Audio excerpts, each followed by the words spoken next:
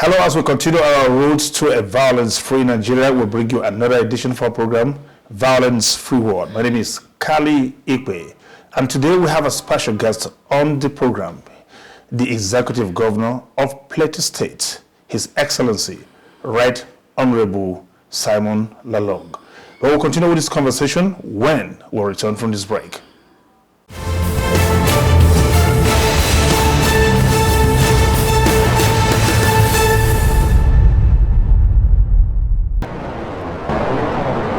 The year 2020 could pass as one of the most dramatic in human history, particularly for the deluge of high-octave events that characterized it.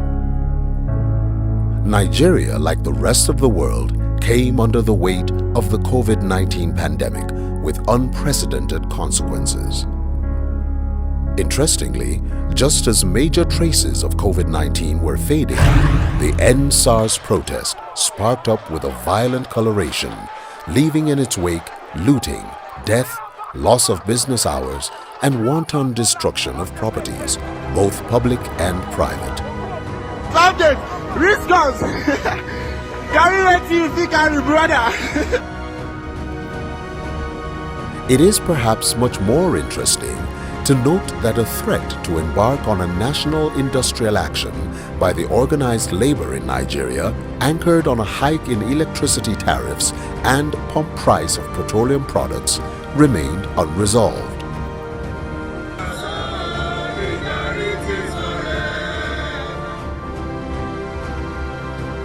In the interim, efforts to restore normalcy ensued on multiple fronts, the most notable of which is the deep dives embarked upon by the Nigeria Governors Forum.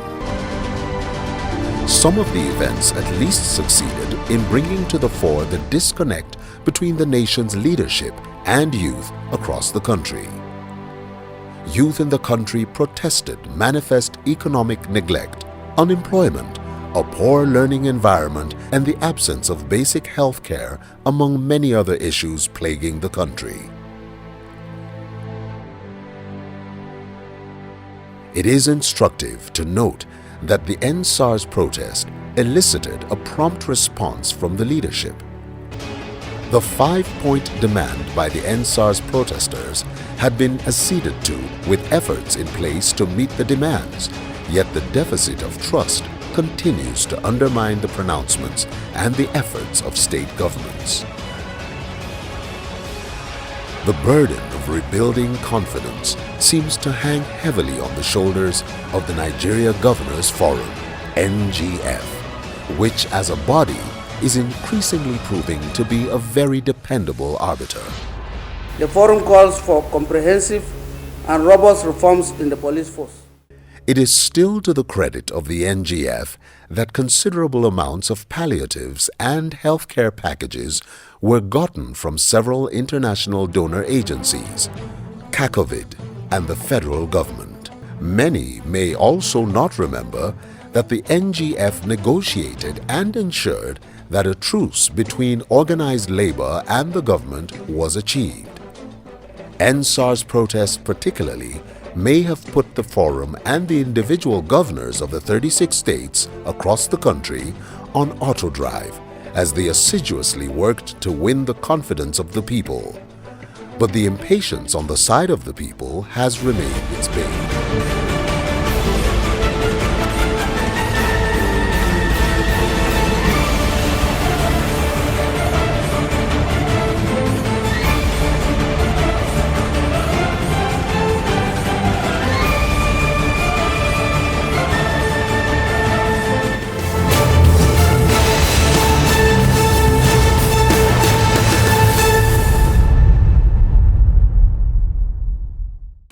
Like I hinted, we have a very big guest on the program today, His Excellency, the Executive Governor of Plateau State, His Excellency, Right Honorable Simon Lalong. Excellency, you're welcome to the program. Thank you very much. All right, Excellency. Our nation have been restless more or less like. Now, youth restiveness has remained a subject on the lips of a lot of people. Yes. And there are various reasons as to why it is so. Up to the extent that we now had that massive protest like we've never had before. That's NSAS protest. Yes. How is this playing like in Plateau State for you? Well, it's not only in Plateau State, but it's also in the whole North, because I am the chairman of the Northern Governors Forum. When we talk about the impact in Plateau, we're also considering the impact generally in the North, and by implication in the whole of the nation. And yes, it had a very terrible impact on us, because in Plateau we had gone far, very, very far, in respect to even putting measures to address engagements of youth, employments of youth, and also empowerment of youth, because we had what we call 3 E's. In 2015, part of our agenda, the 3 E's, and we emphasize on the 3 E's. And it interests you to know that I was also a youth activist. I was national president of my youth movement, and I was also a very key member of the Plateau State Youth Council before I went to the House of Assembly. So when I became governor, the entire youth council was not there, because my predecessor had a problem with the youth council, and so they abolished the youth council, proscribed the youth council. They were not there. They were all doing litigations. I brought back, paid the process, the fees for litigation, and brought them back, and they had an election.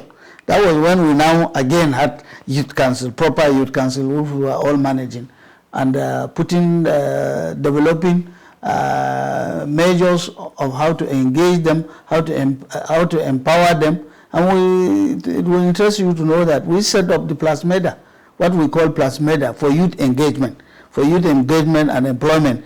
And our Plasmeda is one of the best in the country. So we are going like that with the youth, and then this NSAS thing came. And when it came, my state was one of the states that had a very devastating effect, because so many things were destroyed in my state. And when we assessed the quantum of what was destroyed, was almost beyond 72 billion worth of infrastructure that were gone far, and all they destroyed in places, some places, schools that were renovated, upgraded, destroyed, some institutions that were all facilities that were also partly for the engagement, empowerment of the youths and women, were all destroyed. Okay, when the incident actually started, yes, when NSAS actually started, how did you particularly respond to it? Well, like I said, I was not only dealing with Plateau, yes, because when it happened at the Governors Forum, I'm a principal officer of the Governors Forum. So we saw what was going to happen, because as usual, those of us who know history will always tell you that even the flu that happened in 100 years ago, that was the effect. You will expect a terrible reaction when you are locking people down. A lot of things, economy was no longer moving, but you will prepare to address some of these things. We are all preparing to address some of those things when the NSAS came. First, we thought the NSAS was deeply around the south, especially Lagos. And when it happened in Lagos and the part of the south, we were all trying to address the issue to stop the NSAS from moving to the north. But in that case, I had calls from youths in the north. It was like a civil war. Many of them were not talking about common grievances that they were talking about NSAS. People were concerned that they were killing northerners in the southwest and the southeast. And so the youth were also becoming very restive, and they were going to start killing southerners. So as chairman of the Northern Governors Forum, I quickly called a meeting in Kaduna, where first to address that issue. So it was while I was in Kaduna trying to address and brought in the youth to tell them that no, it will not be like that. It's not going to help this nation. If we start killing people from the south, it means we are going back to civil war. So that was the part that we were really addressing. And then the NSAS again moved to my state. So by the time it moved to my state, we had done security meetings, and we are also trying to address it, because we now invited the youth to come. They said no, they were not coming. Those who were involved in that NSAS. I wouldn't say that it was really Plateau youth, because many of those that we later discovered were not from Plateau. They brought people from different states. But mainly the north. from mainly in the north. Okay. No, not mainly in the north. There were people from southeast. Many of the people who participated in NSAS were people from the southeast, southwest. So many people, so many of them moving with cars, tinted cars everywhere. Inside of Plateau State? Inside of Plateau State. And the purpose was to ensure that they mobilize people for NSAS. And so at the time that NSAS came into Plateau, the first day that came, it was not NSAS. What happened was that they said they were coming in the guise of NSAS, but they started burning churches and mosques. That's when the protest was hijacked. Yes, yes. So the protest was hijacked. Because I am very conversant with the demands and requests, genuine demands and requests of the youth. 5 demands. Which we are all carrying. Imagine that I was in Kaduna when I held a meeting with northern governors. And we all agreed. We first met even the communique and sent to the president while Lagos were bringing to the president to address some of these issues. We didn't know that some people's motive was to hijack it for a different purpose. So the next day, when I saw that the first day NSAS came into my state was burning of churches and burning of mosques and then killing of the people. About 5 people were killed. So I declared a curfew. That day. We declared a curfew, and now we try to address the issue, to bring them to the fact that all these issues were discussed with the president and they handled the issue. In the course of the event, Excellency, one particular act must have embarrassed you that much. That's issue of palliatives, yes. The looting of palliatives, yes. Where people believe that this is something that was supposed to be for their commonwealth or so, and yes. then they were just hold up here, stuck here, while people, what was it, how was it like in your state? Well, unfortunately, you see, when the palliative came, when people were talking about government holding palliative, the evidence was not just. What the palliative that was looted in Jos was only brought a week. That was brought a week before it was looted. The first one that was brought about 3 months. The Kakovit were brought about 3 or 4 months, and those ones were distributed. All of them were distributed, even against the instruction, because the instruction was that when you get them, you wait until they bring all. I told them I was not going to wait. But the time they were preparing to bring it's now they are bringing the rest. But I had distributed about 70% already. Now, part of the annoyance was when they got into the place, they discovered that there were no palliatives. Then they burned down the whole of just international breweries where we kept them. And now in annoyance moved to where they put the ones for poor women, the one that they flagged up by the Ministry for Humanitarian Affairs. And that one was barely a week, and it was flagged off in Plateau. The whole nation, it was flagged off in Plateau. So it was that week that we were going to distribute that NSAS came. So when they came, we couldn't control them. So they moved to that place, broke down all the places, and cutted away everything in that place. Aggressively so. Excellency, now, the NSAS brought forth some structural deficiency in some areas, particularly to do with security. And people are now beginning to even hammer more on restructuring as part of solutions to our varying problems. Yes. Now, even as it concerns security, is this not the time for us to begin to take this issue of state police much more seriously and bring it to fruition finally? Well, I always say that in NSAS, you see advantages and you see disadvantages. Well, the disadvantages were part of the fact that hoodlums hijacked the process and went in to perpetuate so many criminal activities. But the good aspect of it is that most of these agitations were genuine. They were genuine. There are things that are with us, things that everybody knew. Everybody knew the level of insecurity that we had in the nation. Everybody knew also the issue of poverty, the level of poverty, unemployment, and so on and so forth. And as elected leaders, these were things that we were focused to address, which we were addressing before NSAS came. Now, when NSAS came, it further, I think, we'll say, strengthened our ability to address these issues as quickly as possible. And it was during the NSAS that we also were doing agitation. For some were talking about state police, some spoke about community police, some created outfits like Amotekun and others. But for those of us in the north, we said no, we would prefer to go with community policing for now. We prefer to go with the community policing because you have to start from somewhere. I'm sorry to say I don't want to start condemning those who brought in other outfits because right now we are beginning to see complaints coming here and there. I am part of it. I know that in our state we started like that. But along the line we said no, let us first engage the people. Let the people understand what is security. You don't go and bring youth together. You start getting to the level of arming them, and then they turn into ethnic militia, which you cannot control. So for now, for us in the north, we preferred the community policing, which we have gone far. They have trained them, and they are right now even working for us. Okay, Excellency, when we come back, I would like you to talk about the things that you're doing, the inclusiveness, yes, things that you're doing for the youth of Plateau State, and by implication, youth of North Central, and then youth of Northern Nigeria generally. Yes. But that will be when we'll return from this commercial break. We'll be right back after this time out.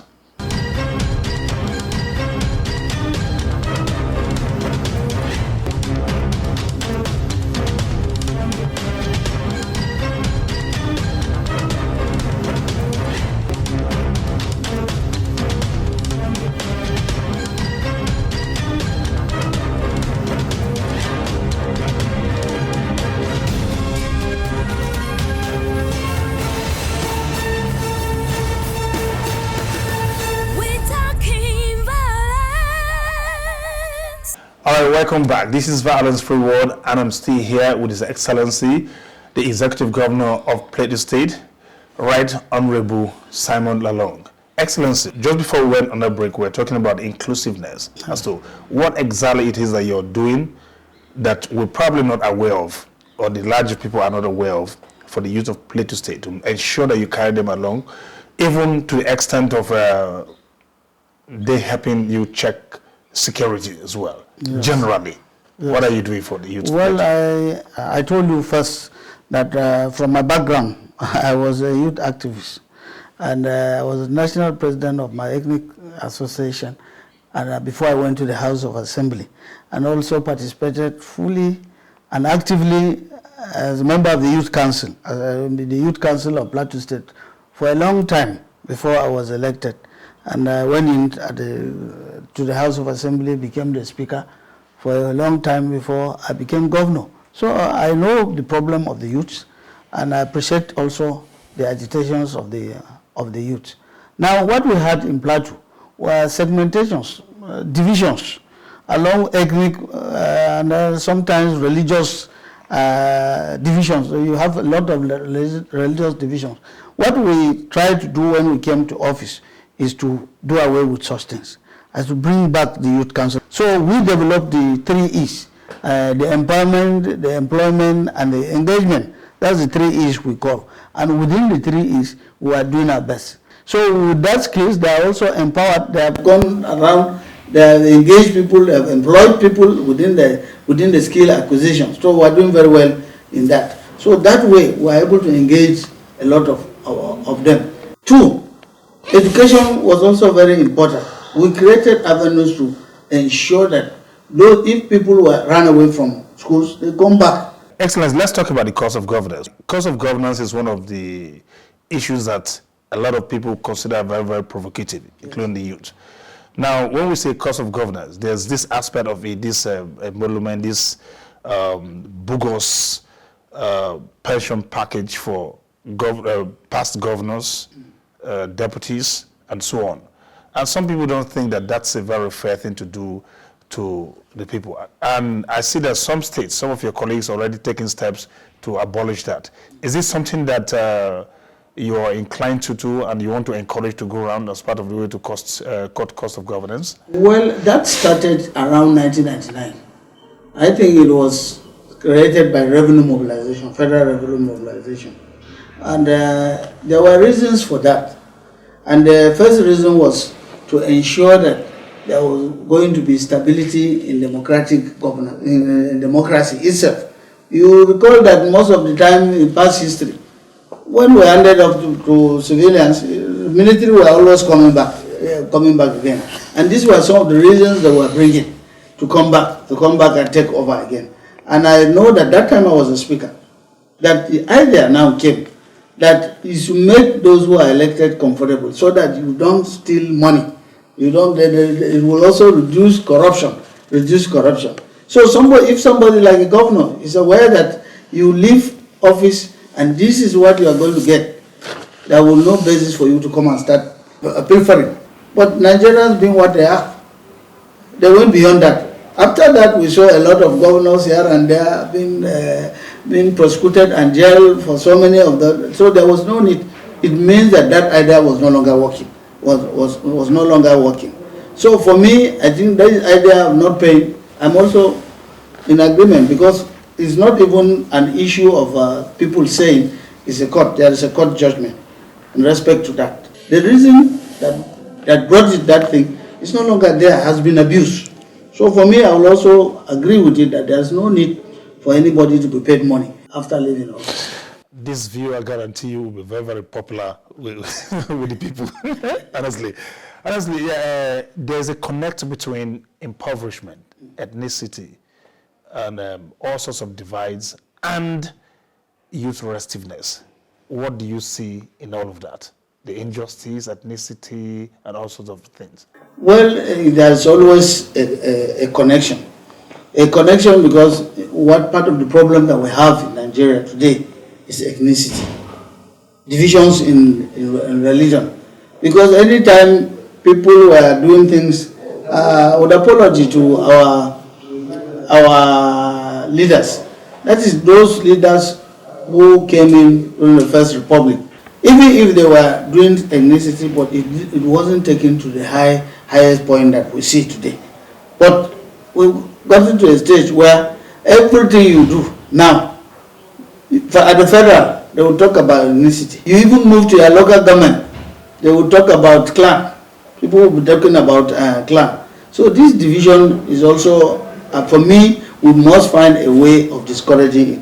Because by the time the culture, the way it is moving into our youth, gets so high, it will be very, very difficult to say we're talking about one Nigeria. Okay, Excellency, as we grind towards the heart now, I won't let you go without talking about this issue we call corporate conspiracy. There is so much of insecurity in North Central Nigeria, but worst in the whole of the North, generally speaking. Now, there's something we call corporate conspiracy, meaning that people who should know better, people who should be providing solutions, are now complicit in endangering the whole of us for various reasons. What do you say of the reality of this monster? Well, I think it is exactly what we are saying. Because for me, I think the entire nation is involved in this. It's not a particular section. Everybody is involved in this. Because at the beginning, you will see people, there were a lot of agitation. Now, when you allow this kind of agitation get to a point, you see they will metamorphose into different kind of things. So today, if somebody, I've seen it even in my state, where you find the den of criminals, you go and say they go and arrest them, somebody will say, no, why are they arresting my people? These are people from, because they are arresting them because they belong to a particular tribe, Or they will tell you because they belong to a particular religion. But I always preach that a criminal is a criminal, whether he's my brother or no, or is not my brother. So, and the law for criminals does not say he must be a Christian, he must be a Muslim, or he must belong to an ethnic group. If somebody is a criminal, he's a criminal. And until we address that, people have politicized insecurity. They're politicizing insecurity. Somebody said, look, I have never seen 1 million in my life. But when I went into kidnapping, one kidnap, I got 10 million. So there must be that kind of approach, and also psychological education for people to understand. Otherwise, whatever we're doing, you negotiate today, you will just be wasting your time. By the time you take the money and give it to him, he goes back to, or you finish the money, and he will go back to the same crime. Excellency, you sure have a lot to say. Honestly, your word of advice to the young people who are watching the program right now, those who are beginning to think that this business of insecurity is lucrative. And then finally too, COVID, those who believe that it does not exist, and what's going on generally. Just let's have a word of advice as we close. So, well, let me start with COVID, because I've said it in my state several times, and I said I'm a victim. December, throughout, I spent my Christmas in isolation because I was infected with the virus. So I had COVID. And if somebody is trying to say there is no COVID, I'm not praying for him. Let him also go through what I went through. And I think I thank God that within that 10 days, I saw something. I saw a lot of things. So I can't come and tell people. As a governor, I always tell people it exists. It has killed a lot of people. Right now, as I'm talking, about 7 people are down in my state, VIPs. They all died of COVID. And so the best thing as leaders is for us, when we see a danger, even if we don't believe in it, it's not to go to preach, because we're endangering those who are really in need of our attention to protect them. When we say that it doesn't exist because we think that we're vulnerable, we already have immunity, or just to say we have immunity against it, but our duty is to protect people. In every state, I don't think there is no state, I don't think there's any state that will tell me there is no COVID. When some of them will say they don't have, I say, okay, allow me to send my team to go and start. They will say no, they don't want it. So that way, we must be very, very careful, especially within the second wave that is coming, to observe, respect the protocols, and then also the vaccine that is coming. By God's grace, we are waiting for vaccine. When they say some people will not take, all the governors from were agreed already. We say we will be the example. We will take. And then finally, to the youth, in respect to insecurity, I think that the youth, there are a lot of programs now set up by the states and also by the federal government. Just yesterday we discussed them. And money is already channeled to central bank for empowerment of youth. So there is no reason for somebody to say no, because I don't have something doing, I will go back, must be a bandit, or I engage in kidnapping. Just in my state, I signed a law this December that the penalty for kidnapping is death, because there will be no basis for you to go and start kidnapping people. We want to avoid kidnapping generally. And if youth have genuine grievances, we have put in several ways to address it. So let us use the opportunity that is provided by federal government. Let us use the opportunity that governors are also providing and find ways of engaging the youth rather than going back to NSAS again. Excellency, thank you very much. I think that's a very good point to leave it. Thank you. Thank you very much, Your Excellency. Very grateful. Well, I've been speaking with His Excellency, the Executive Governor of Plateau State, Right Honorable Simon Lalong. And this will be the episode of our program today. Same time next week promises a better one. Until then, please remember to remain on the road to a violence-free Nigeria. My name is Kali Ikwe. Thank you very much for watching. God bless you.